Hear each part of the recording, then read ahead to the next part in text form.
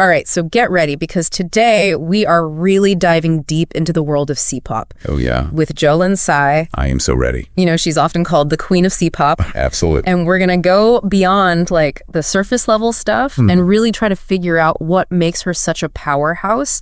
What is it about her dedication and her artistry that sets her apart? Yeah, and it's so interesting because it's not just about, like, you know, catchy tunes when you're talking about Jolin, though she has those in spades, right? For sure. But Queen of C-pop, that really speaks to her influence, like on a whole genre of music, bringing dance pop to the forefront in a part of the world where it wasn't as common before, you know? Yeah, and thinking about her career, early on, she had a pretty major setback. You know, she had that contract dispute and was basically off the scene for almost 2 years. That could have been it for a lot of people. Oh, absolutely. But this is where you see that earthborn talent start to really shine through. I love that phrase because it's so true, and it speaks so much to her work ethic, too. Like, it wasn't just handed to her. You know, and one of the things I was reading said that this difficult period was kind of what set the stage for her constant need to reinvent herself. She didn't just bounce back. She took control and just, like, blew past expectations. Definitely. And you really see that drive in everything she does. Speaking of which, can we talk about these music videos for a minute? Like Dancing Diva. I feel like even if you don't listen to C-pop, you've heard this song. It's everywhere. And one of the sources we looked at was breaking down all these skills like ribbon dancing that she learned just for that one video. Oh, it's incredible. And it's not just like a one-off thing either. You see this progression where she's like mastering ribbon dancing, and then she's on a pommel horse, then she's doing aerial hoops. It's wild. These aren't your average pop star music video feats. She's basically treating her music videos like action films. Yeah. It's not just about showing off, though, right? There's real purpose behind it. 100%. It shows how important the visual element is to her, like artistic vision as a whole. The visuals aren't an afterthought. They're just as crucial as the music itself when it comes to storytelling, to getting her message across. It's like each music video is its own mini movie, and she's the star and the stunt double. Like, it's incredible. Yeah. And she just keeps pushing those boundaries too. You know, like this woman is constantly learning new things. I think she learned ballet for the Butterfly video, and then there was that whole voguing phase inspired by Madonna. Right. And this is where it gets really interesting, I think, because you see these Western influences like Madonna being woven into something that's still very distinctly Jolin, very distinctly C-pop. She's not imitating. She's taking those influences and she's integrating them and then innovating. Exactly. And just when you think you've got Jolin all figured out, you know, she hits us with a gold medal in fondant cake decorating. It's these little details that you just don't expect. You know, they make her so fascinating. And it's not just some fun fact, right? It really speaks to her drive to master anything she sets her mind to, which honestly begs the question, what is this constant pursuit of new skills, of pushing her own boundaries? What does that say about Jolin as an artist? That's a great question. And it makes you wonder, where does that drive come from? Right.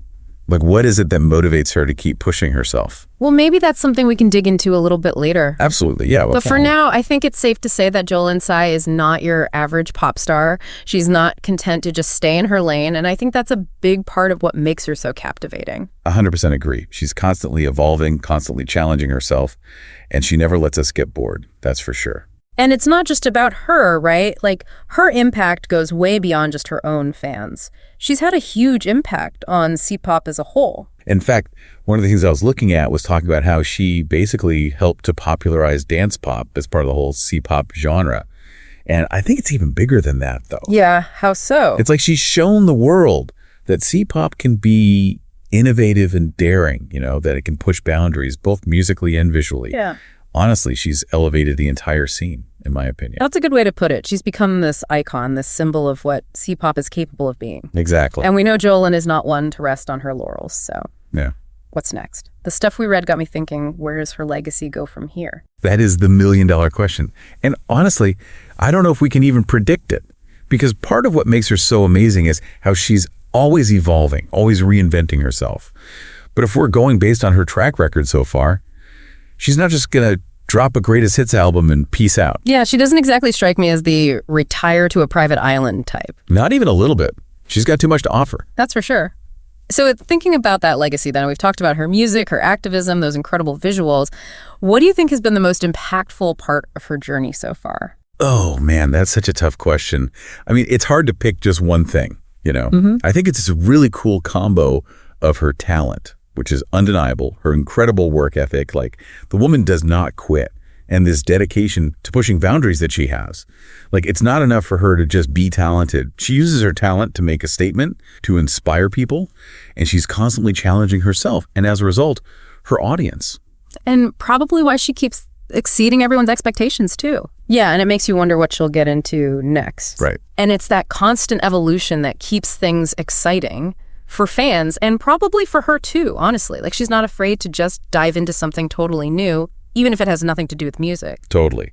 And it all kind of circles back to her artistry, I think. Remember how we were talking about those Western influences on her sound and her music videos? It's like she takes inspiration from people like Madonna, like Kylie Minogue, but it all gets blended with her own style, her own influences. It's like this really cool fusion, bringing all these different worlds together. 100%.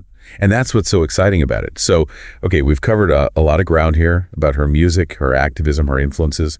What's the one thing about Jolin's story that really sticks with you? Honestly, I think it's how she shows us that cultural impact can go way beyond just entertainment, She's challenging what it means to be a pop star, especially in a part of the world where things are changing so fast. It's not just about the music or putting on a show. It's about actually using your platform to get people talking, to push those boundaries. Exactly. And she's not just talking about it, she's living it.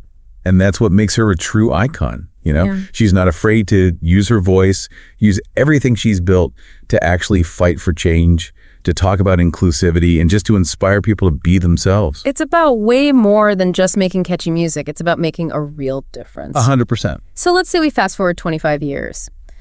What do you think Jolin Tsai's legacy is going to be? It's so hard to say because I don't think it'll be about just one thing she accomplished or some record she broke. I think her legacy is going to be about opening those doors for other artists, especially women, to be more than just one thing, to be smart about business, to speak out about important issues, to blend genres and visuals, and just not be afraid to break the mold. I love that. Jolin Tsai, the queen who built her own kingdom and then turned around and showed everyone else how to do it. Right. Like, here are the blueprints. It's inspiring to see someone so talented, so driven, and so dedicated to actually using their platform for good. It really is. And I think it says something to all of us, too. How can we take the things we're passionate about, the influence we have, and use them to make the world a little bit better? That is something to think about.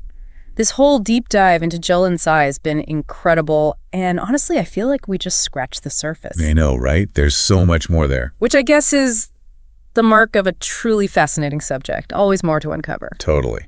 And who knows what amazing things she'll do in the next 25 years. I can't wait to see what's next. Me too. And hey, maybe we'll have her on the show to tell us all about it. But until then, keep exploring, keep asking questions, and we'll see you next time for another deep dive. If you enjoy our podcast, C-Pop Deep Dive, don't forget to leave a message, give us a 5-star rating, subscribe, and share your favorite episodes on social media.